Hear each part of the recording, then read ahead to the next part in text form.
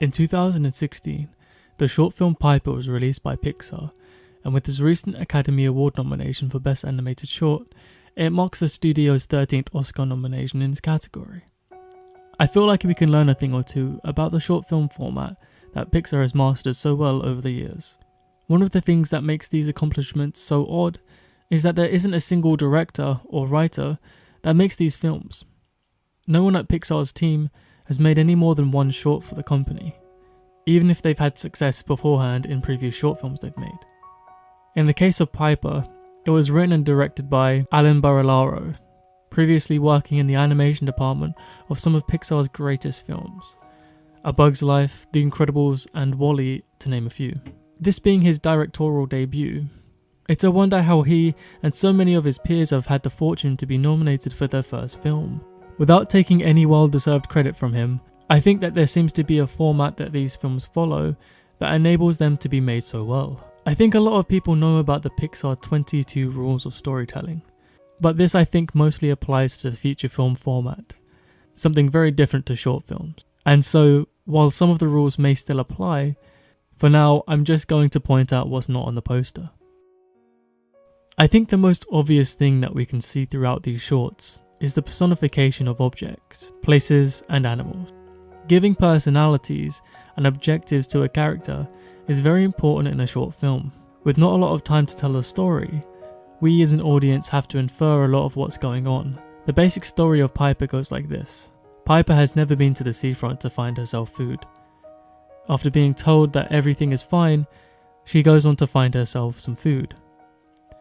She fails to find food and is swept up by the ocean, leaving Piper afraid of failing again. After plucking up the courage again to find food, she meets a hermit crab that shows her not to be afraid of the ocean, but to embrace it and use it as a tool. Finally, she's able to find food on the beach and feed herself as well as her family. The short film follows a small bird named Piper as she learns and overcomes her fears of finding food at the seafront. It's a story about overcoming obstacles and not being discouraged by failure. Somehow Pixar manages to fit all of this into a 5-minute long short film, without using any spoken language and entirely by animation. It's odd, but you might think that the most restrictive methods used to create this film are hindering its storytelling potential. But actually, they're the most useful techniques. By having no dialogue in this or any other short, Pixar allows the audience to infer what's going on in the scene. Movements and personified facial expressions are what drives the story in this film.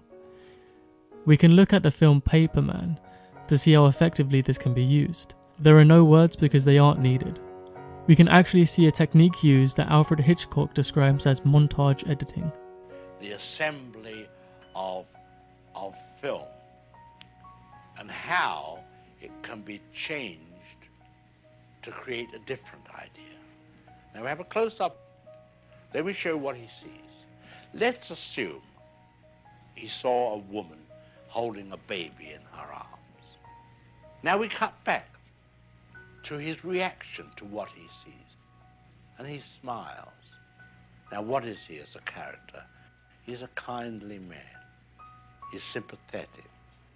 Now, let's take the middle piece of film away, the woman with the child, but leave his two pieces of film as they were. Now we'll put in a piece of film of a girl in a bikini. He looks, girl in a bikini, he smiles. What is he now? The dirty old man. He's no longer the benign gentleman who loves babies. That's the difference. That's what film can do for you. It's what tells us that Piper usually expects her mother to feed her much like a bird usually would for its babies, and that later in the film, Piper is actually really hungry. Along with the music that synchronizes with Piper's emotions, it really accentuates the feeling. They personify these characters to make it so the audience empathize with them just a little bit more. This is one of the main reasons why Pixar does so well at the Oscars. Making their films with such pristine animation allows for even the slightest micro-expressions to be picked up by the audience. If they had chosen to use dialogue in this film, I don't think that they would have worked so well. For simple stories like this, it's unnecessary to explain motive and exposition. When it tells such a basic story, It just makes it redundant to explain what's going on. For this particular film, there is a sense of hyper-reality in the way that it looks like it's being shot with a telephoto lens, much like you would see in a nature documentary.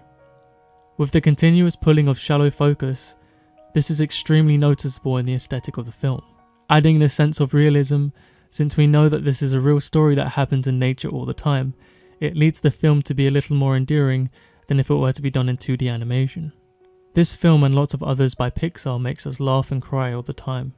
By fitting a simple story with even more simple characters, we're led through obstacles to a satisfying conclusion for our characters, all without being confused or made to question what's going on in the film. I'm personally hoping that Piper wins the Oscar, because it's one of the best short films I've seen in a long time. Thank you all so much for watching.